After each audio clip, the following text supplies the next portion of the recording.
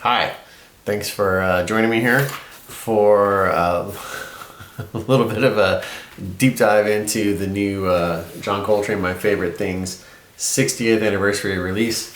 It is a very silly record.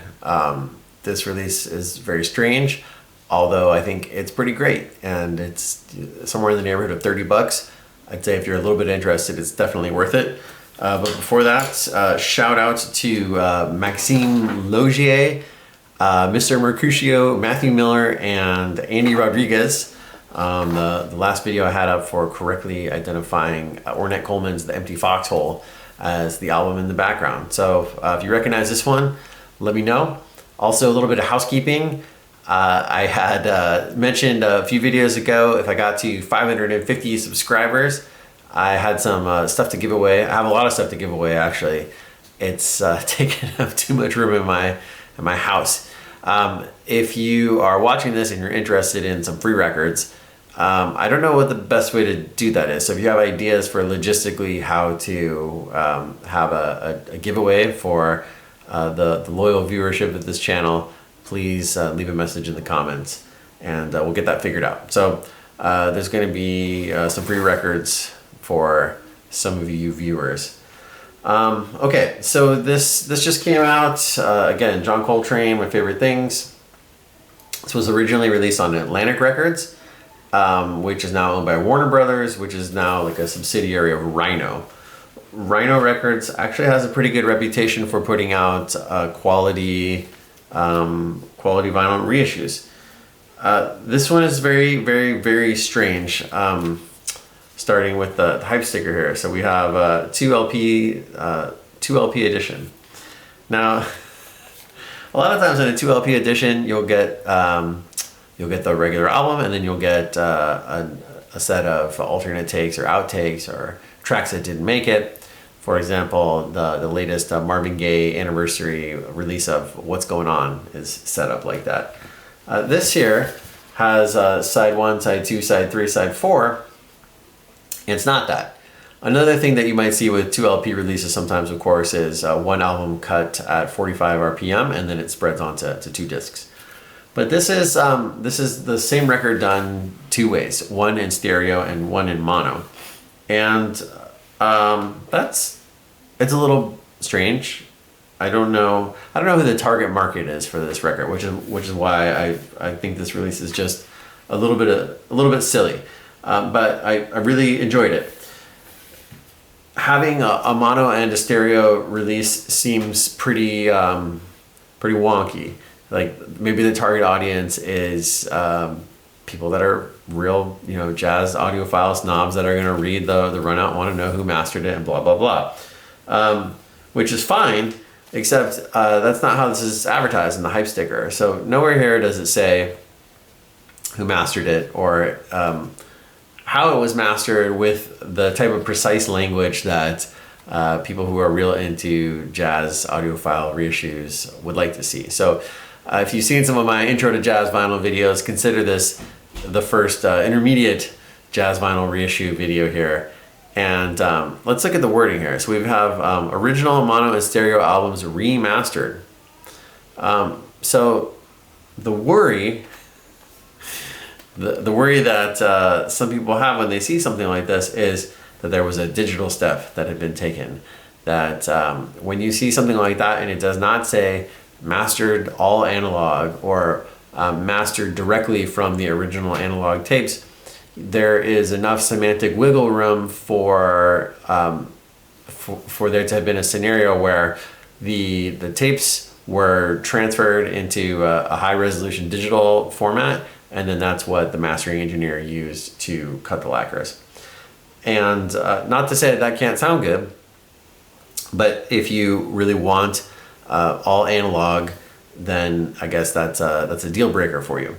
This one doesn't even make kind of like the sleazy claim. Sometimes you see a sticker that says, mastered from the original tapes. And I think there are record executives that are able to sleep at night making the claim on the hype sticker if it went from the master tape to a digital file to the lacquer, that there are people out there that feel like, well, that is truthful. So if you are an all analog person and that's what you want, you've really taken to reading hype stickers and the sort of marketing materials, the press release that accompanies the pre-order for these types of things, with incredibly high level of scrutiny. And again, the gold standard is something to the effect of mastered all analog from the original master tapes, or mastered lacquers cut directly from the original analog tapes, something like that. So on the one hand, having a record that is the same record done two ways, in stereo and in mono, kind of points to, well, maybe this is for the jazz audiophile reissue connoisseur. But the hype sticker is not pointing to that at all. It's pointing towards a more casual listener, which I don't know why they would necessarily want two versions of the same record. And that's kind of the interesting tension that exists throughout this whole reissue. Again, my copy before this was this 1974 Japanese reissue. Jazz Forever Excellent. And it is excellent. It's a pretty good sounding. So here's the original back cover art that was replicated for the Japanese release, and you can see, it's just a side one, side two with the personnel. And they've kind of altered the artwork here to fit in the fact that now there is an extra disc here, side 3 and side 4. I think it's really strange to call that side 3 and side 4. Like, why not just call it, disc 1 and disc 2? I don't know. I mean, it does say disc 1 mono, disc 2. But for the real persnickety jazz connoisseur, having the original details of the artwork, those things matter. The jacket itself is kind of one of these flimsy direct-to-board, double-wide opening. Mine came a little beat up. I'm not going to bother to have it replaced, but it's not a very good jacket. But the picture actually looks great. It looks much better than the other one that I had. So more silliness here. So you open it up, and what's inside? So you got this. And you got this also. The record comes in this paper sleeve that is not lined, but it has the album cover replicated. And then we have also this. This is just a piece of paper. Somebody I saw on the Hoffman forum said maybe suitable for framing. I don't know. Then we've also got this booklet here. Coltrane. This is like a Wolfpack crossover, it looks like here. And finally then the mono one came in here. So this is what you get. This is the mono sleeve. And again, it's a paper sleeve. On the back you've got the track list, and you have some of the mastering details here of the original catalog of the master, I guess. Like, my favorite things is master number 5120, whatever that means. And it gives the lineup and the recording dates and all that stuff. So again, I think this is a little bit silly. Like, why do we have four of these and one of these? Feel like we could have had maybe just like the one sheet be the mono thing. That would have been a little more balanced. I don't know. At any rate, again, you've got the record comes in these paper sleeves. That's the point in kind of the not for the serious jazz audiophile connoisseur column. But when we look at the actual vinyl, there's a pleasant surprise in here. I didn't read too much about this before it came out. I just so I don't know how much this was advertised, but you look in the runout and look at that. It's Kevin Gray at Cohearent Audio. So it turns out that this was mastered all analog from the original master tapes. Direct from the original master tapes. Lacquer cut directly from the tape. Both of these. You've got your mono, which has a replica of the original mono label. And of course, then side 3 and 4, just 2, as your stereo. Also cut by Kevin Gray. So why that wasn't aggressively marketed and on the hype sticker, I couldn't tell you. But that is certainly a very good thing for the provenance of and the care taken to do this reissue. And I was excited to put it on and hear what it sounded like. But before that, I did take a quick trip through the book here. Oh, the other silly thing about the hype sticker is it says featuring new liner notes by Ben Ratliff, who is I think he's a Grammy award-winning music journalist. Photos and ephemera. The book is nice, I guess. It has some quotes from people, some nice photos, a lot of like session photos of John Coltrane looking a little sad and holding up various instruments. This one is actually a pretty great photo, I think, of him playing the soprano sax. It's less of a essay and more kind of a collection of just quotes from people in the beginning, and then a short write-up about my favorite things. It's fine. This booklet is fine. Weirdly, they tell these apocryphal tales of how Coltrane got the soprano sax. It's the story a few different ways. They did not include the version that I was first exposed to, which is just that Miles Davis gave him a soprano sax. Instead, there's like a tall tale about him basically stealing the soprano sax from someone who left it in his car, and who knows what the real story is. So the record sounds great, and compared to my Jazz Forever Excellent stereo version, this stereo version is definitely a little bit more to my liking, and the details, the bass sounds better, the drums sound better, and the piano sounds better too. The saxophone, sounds kind of the same to my ears, but those other instruments are more present. I don't care for the stereo mix at all. It's a very hard panned, and it doesn't really do it for me, because it doesn't sound like you're listening to a band. I know sometimes if it's hard panned, you can kind of imagine, well, if I was seeing everybody in concert, somebody would be standing over here and somebody would be standing over here, and then maybe the drummer would be right in front of me, and so having things separated way left and right isn't that big a deal. But this just sounds like a lot of saxophone in your face in one channel, and then the other instruments, I don't know if they just weren't recorded at a very high level or what, but the stereo cut that Kevin Gray did definitely improves over my Jazz Forever Excellent Japanese version.